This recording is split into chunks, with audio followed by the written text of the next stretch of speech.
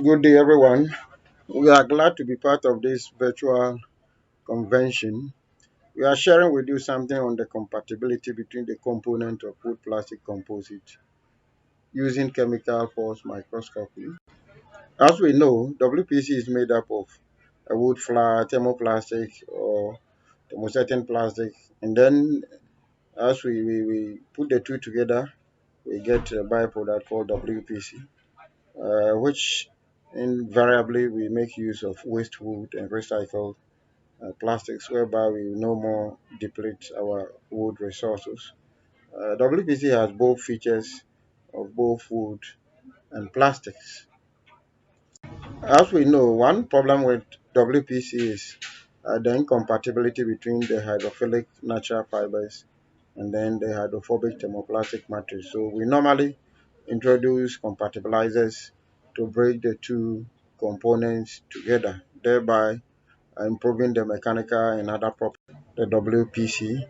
We've been working on adhesion of WPC component, but this specific one we wanted to look at how we could use the chemical force microscopy to assess the forces between model components, polyolefins, and then compatibilizers.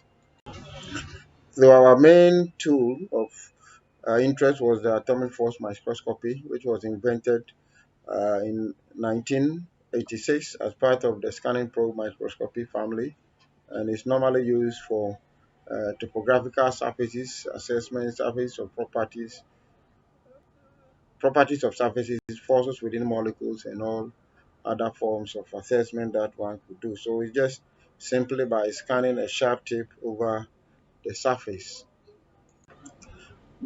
By default, the tip of the AFM is normally silicon, and that one is normally used to assess the hydrophobic or the hydrophilic nature of the surface, thereby limiting its usage. However, for one to go further to assess the chemical composition of a surface, you need to attach molecules of interest to assess the composition of that surface. So in our case, we were looking at the interaction between some chemical molecules that were attached to the tip as against the surface of the.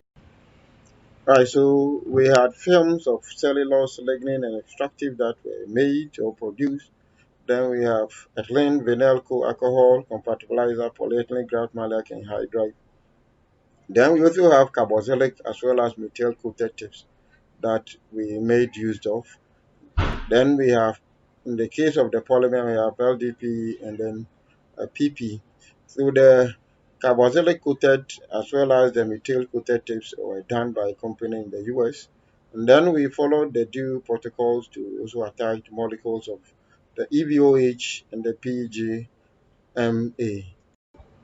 Right, so we in the force modulation mode, we assess the interaction between these coated tips and this model component, and these are some of the scan images that one could see. So from this force distance curve, then one could add up and then calculate the interaction between the various components.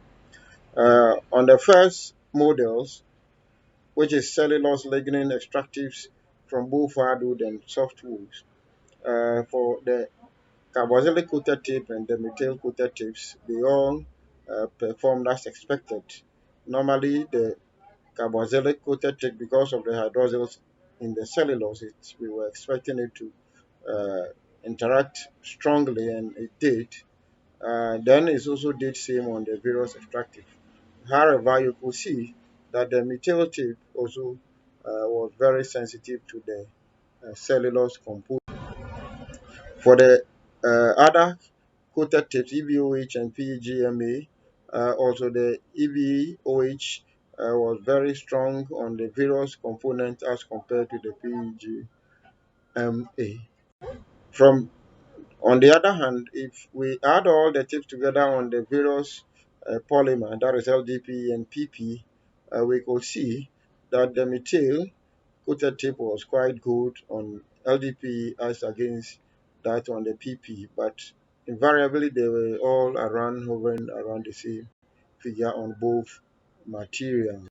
In conclusion, our carboxylic coated tape shows strong interactions on the cellulose and extractive, while the methyl coated tape exhibited strong interaction on the lignin. At the end, we were able to prove that the chemical force microscopy is a good tool that could be used to assess the chemical composition of these surfaces to help us to understand how the actual components will perform when they are put together. Thank